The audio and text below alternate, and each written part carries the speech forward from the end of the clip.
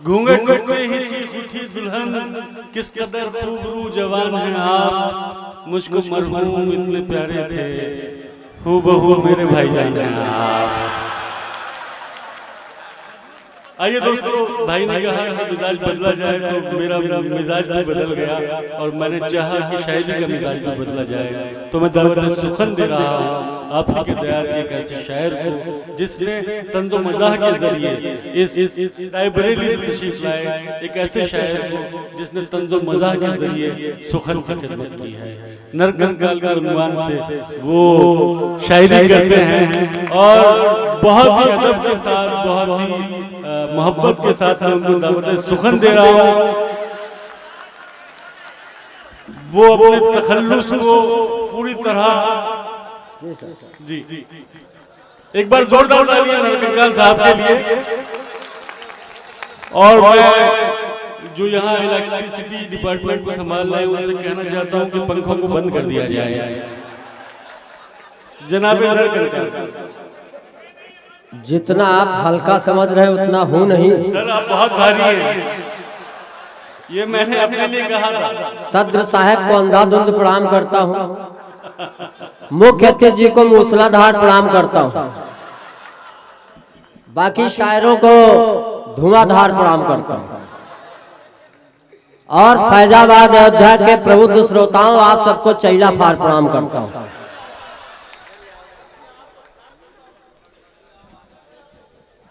बड़ी देर से लोग शायरी सुनने, भैया क्या कर रहे हो यार, हमारी दुकान चल जाने दो, नहीं पेमेंट फंस जाएगा। थोड़ी देर आपके चेहरों पे हंसी आ जाए, इसलिए मुझे लोग बुला लेते हैं कभी सम्मेलन मुशायरे में। शेर वेर हम पढ़ नहीं पाते, शेर क्या पढ़े, हम खुद शेर हैं। ही न करो, तालियां बजाओ। कौमी एकता की बात हो रही थी, बड़ी देर से कौमी एकता, हर शायर आ रहा कौमी एकता की बात कर रहा। एक बड़े हास्य कवि ने लिखा था कि एकता के गीत गाते रहो, मंदिर मस्जिद ढहाते रहो, और सियासत का यही काम है, हिंदू मुस्लिम लड़ाते रहो। लेकिन मैं कहना चाहता हूं, हम इंसानों में भले इतनी एकता न हो, लेकिन हमने जानवरों में बहुत देखी। एक कुत्ता भौंका, दूसरा चौंका, तीसरा और जोर से भौंका, हम चौंके। हमने एक कुत्ते से पूछा ये क्या बवाल है, उसने कहा चुप रहो, बिरादरी का सवाल है। सर, मैं नरकंकाल कहलाता हूँ, और नरकंकाल का मतलब इस डैश पे अकेला मैं ही नर हूँ। अगर लग रहा है तो तालियां बजा दीजिए, आप हमारे तकल्लुफ पे न जाइए। अब जैसे मैं नरकंकाल हूँ, आप इकबाल हैं, सर पे इतने बाल फिर भी आप इकबाल, ये सब उल्टा सुल्टा हो रहा। थोड़ी देर आपके चेहरों पे हंसी आ जाए, मैं शुरुआत करता हूँ। और काफी देर से आप लोग हंसने के मूड में हैं, आज हंसी कहीं गायब हो गई है, हर आदमी टेंशन में है। एक आदमी शमशान घाट में बैठा था, बहुत टेंशन। हमने पूछा क्यों टेंशन में, बोला यार बहुत टेंशन है। हमने कहा बीवी से झगड़ा हुआ है, बोला नहीं। हमने कहा पड़ोसियों से झगड़ा हुआ होगा, बोला नहीं। हमने कहा फिर क्यों टेंशन, अब उसका टेंशन सुनिए। उसने कहा जब हमारे यहाँ कोई मरता तो 4 लोग घाट ले जाते हैं, शमशान ले जाते हैं। मैं सोच रहा हूँ जब आखिरी इंसान मरेगा। ही न करो, तालियां कमजोर, नरकंकाल इतनी तालियों में नहीं पड़ता। शमशान में लिखा था मृत्यु अटल है, एक ने कहा यहां भी बीजेपी घुसी। हमने कहा न मृत्यु अटल है न अडवाणी, ये तो कांग्रेस की नानी है। चलिए कुछ हंसाने का प्रयास करता हूँ, कुछ शेर सर मैं भी पढ़ता हूँ, और प्यार मोहब्बत आप लोगों को ये सब शायर लोग सुनाएंगे। हम प्यार मोहब्बत पढ़ते कम है, करते ज्यादा। फूल पे मर चुके वतन पे, फूल पे मर चुके चमन पे मरो, तन पे बहुत मर चुके वतन पे मरो। और क्या कहना है, वाह वाह, जोरदार तालियां, क्या बात है, क्या मतलब। और आजकल मैं दोबारा पढ़ूं, फूल पे नहीं चमन पे मरो, और तन पे मर चुके हो वतन पे मरो। लेकिन आजकल देश में क्या प्यार के नाम पे भगदड़ मची हुई है। एक जगह हमने न्यूज में पढ़ा कि एक प्रेमिका 4 प्रेमियों के साथ भागी, तब समझ में आया प्यार अंधा नहीं अंधाधुंध भी होता है। लेकिन मैं थोड़ा संशोधन करता हूं सर, प्यार नहीं अंधा होता, वासना अंधी होती है। क्या बात है। लेकिन नरकंकाल ने भी कभी किसी जन्म में प्यार किया था। मैं अपने प्यार की दास्तान सुनाता हूं कि मेरी माशूका, मेरी प्रेमिका गोबर फेंकने के बहाने आती थी। अब नरकंकाल की प्रेमिका गोबर फेंके कि कोई फॉर्च्यूनर से नहीं आई। मेरी प्रेमिका गोबर फेंकने के बहाने आती थी, घंटों हमसे बतियाती थी, हंसती थी, मुस्कुराती थी, जीने मरने की कस्में खाती थी। मोहब्बत के दुश्मन चंडालों ने भैंसी बेच दिया उसके घर वालों ने। तालियां कमजोर। अभी मैं बिहार में पढ़ रहा, कुछ लोग हमारी चेसिस देख के तालियां बजा रहे हैं। बिहार में पढ़ रहा था, हमारे मुंह से निकला आपकी तालियां कमजोर। तो एक श्रोता खड़ा हुआ, उसने कहा तू ही कौन खली के बाप। तो ऐसा समझ के फैजाबाद वालों, अयोध्या वालों, तालियां थोड़ा उत्सव कर दीजिए, थोड़ा कार्यक्रम अच्छा हो जाए, बड़े बड़े शायरों तक पहुंचना है। मैं तो बड़ा शायर नहीं हूं, लेकिन बड़े शायरों से थोड़ा छोटा सा कम। और चलिए इस प्यार मोहब्बत की दास्तान को हम आगे बढ़ाते हैं। हमारा सम्मान बहुत है, ये ना समझो। जैसे यहाँ पे अभी सम्मान किया गया, हम जब ससुराल गए तो हमारी सास ने हमसे पूछा बेटा चाय लोगे कि च्यवनप्राश लोगे। तो ससुर ने कहा ये खाली सांसें लेता रहे बहुत। भाई जोरदार तालियां यार, इस बात पे क्या कहना है। वाह वाह। मैं समझ गया कि ये सांस केवल सांस मैं थोड़ा सांस हमारी फूलने लगी इनकी बात सुन के। तो मैं एक डॉक्टर के पास गया, डॉक्टर से कहा डॉक्टर साहब कुछ हमको सांस लेने में तकलीफ। तो डॉक्टर ने कहा सांस लेते का है। खैर फिर मैं लौट के आया तो ससुर ने अपने बिटिया से कहा कि लड़के को देखो। बिटिया हमको 1.5 घंटे घूरती रही। बाद में बोली पापा हमको न दिखाओ, इनको किसी अच्छे डॉक्टर को दिखाओ जाके। डॉक्टर से 3 महीने इलाज कराया। बाद में डॉक्टर से हमने एक दिन पूछा, हमने कहा डॉक्टर साहब ये बताओ 3 महीने से इलाज कर रहे हो, एक्सरे किया, ब्लड टेस्ट किया, सीटी स्कैन किया, हमको बीमारी क्या। तो डॉक्टर ने कहा तुम्हारी बीमारी पोस्टमार्टम के बाद पता चलेगी। शादी हो गई सर, मैं शायरी नहीं सुनाऊंगा, केवल हंसाऊंगा आपको। शादी हो गई, जब हमारी सगी पत्नी पर्सनल निजी विदा हो रही थी तो हमारी सास ने कहा बिटिया आज से यही तुम्हारी जिंदगी है। तो फिर घूरा, कहा लानत है इसी जिंदगी पे। तो जिसका इतना सम्मान हो, झारखंड में हमारा सम्मान हो रहा था। एक शाल लेके आया, एक माला लेके आया, न शाल ओढ़ा रहा था न माला पहना रहा था। हमने कहा गुरु जल्दी करो, कहीं तुम पहले लेटो तो। चलिए कुछ हंसाने की और कोशिश करता हूँ। अगर 1-2 कविताएं पढ़ूंगा, पसंद आई तो ठीक, नहीं 10-12 और पढ़ूंगा। मशमूम भाई कह रहे थे कि हम इतने दिनों से बड़ी मेहनत कर रहे हैं, बड़ी मेहनत 3 दिनों से जगे हैं। तो हमने कहा यार थोड़ी बहुत मेहनत घर में भी कर लिया करो। मैं समझ रहा हूँ। चले आजकल देश में क्या है, मैं निवेदन कर रहा था, कुछ ऐसी विसंगतियां हुई हैं। हम नारी शक्तियों से एक निवेदन करना चाहते हैं कि ये देश सीता का है, ये देश अनसुईया का है, ये देश सावित्री का है, ये देश आपाला का है, ये देश गार्गी का है। लेकिन आश्चर्य तब होता जब इसी देश में जब कोई सास दामाद के साथ भगती है। जब सास दामाद के साथ भगी तो हमारी आत्मा जगी। हमने कुछ पावन पंक्तियां लिखी। ये कैसा इश्क है, ये कैसा प्यार है, पड़वा के साथ पड़िया नहीं भैंस फरार। भाई क्या कहना है, जिंदाबाद जिंदाबाद सर। हम समझ रहे थे कि यही 2 कौड़ी की कविता आपको पसंद आएगी, क्योंकि 2 कौड़ी का कवि खड़ा हुआ है। ये कैसा इश्क है, सुनेगा सर। जी सर। आप पहली बार आपकी निजामत में पढ़ रहा हूँ, ये हमारा सौभाग्य आपका भी कि ये कैसा इश्क है, ये कैसा प्यार है, पड़वा साथ पड़िया नहीं भैंस फरार है। और लाज का खूंटा शर्म की रस्सी तोड़कर भाग गई, लहरा बीमार है। भैया इसका इको हटा दो, ऐसा लग रहा है डबल आवाज आ रही है। हम भी बोल रहे हैं, हमारे बाप भी बोल रहे हैं। थोड़ा सा सही करो यार, हम तरन्नुम में थोड़े पढ़ते हैं।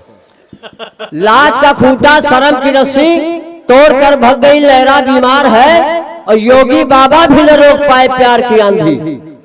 योगी बाबा ने जैसे सत्ता में आए, हम जैसे कवियों ने पूछा, हमने कहा बाबा जी ये बताओ आप उत्तर प्रदेश में प्यार पे प्रतिबंध, ये राम की धरती, कृष्ण की धरती, आगरे का ताजमहल है जो दुनिया को प्यार का पैगाम देता है। कहीं चुप रहो, जिस सुविधा का लाभ हम खुद नहीं ले सकते।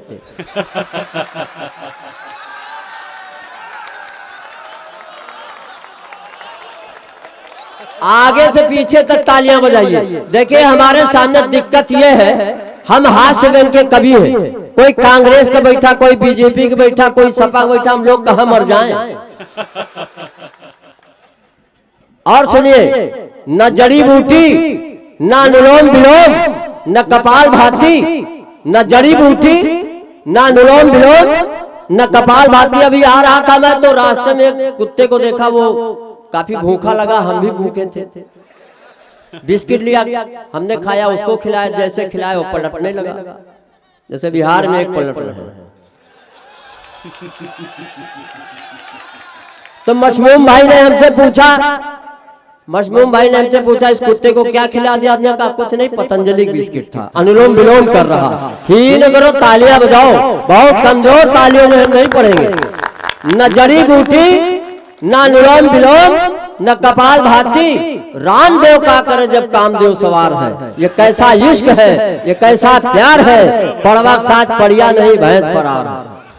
अब उत्तर प्रदेश से दूसरे प्रदेश में ले चलता हूँ। इतनी धाकड़ मोहब्बत कि रोड पर उतर आई।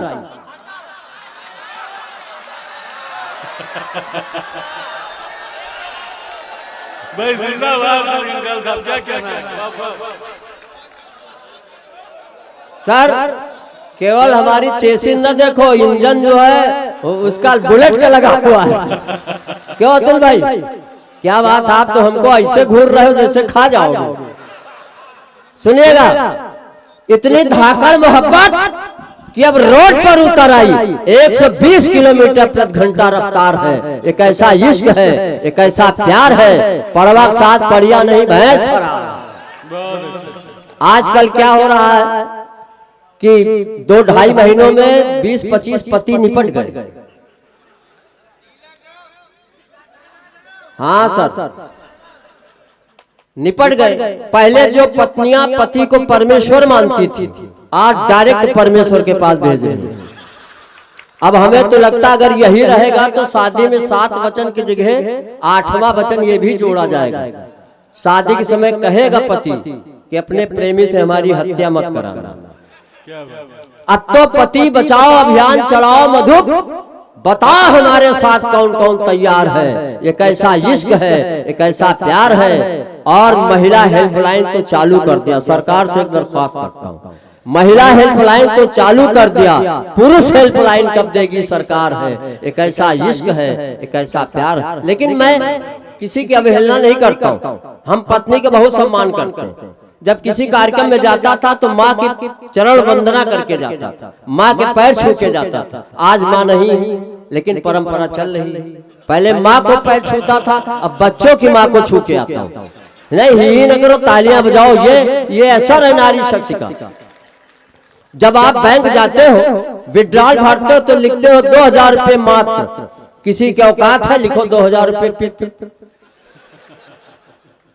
नारी सशक्तिकरण बहुत देश में चल रहा है। एक छोटी सी कविता पढ़ता हूँ और नारी सशक्ति के नाम पर एक छोटा सा व्यंग देके अपना स्थान लेता हूँ, क्योंकि हमें बड़े शायरों की अगवानी में भाई हमारे आदरणीय कुंवर जावेद जी, जौहर भाई और बहुत बड़े बड़े शायर हैं।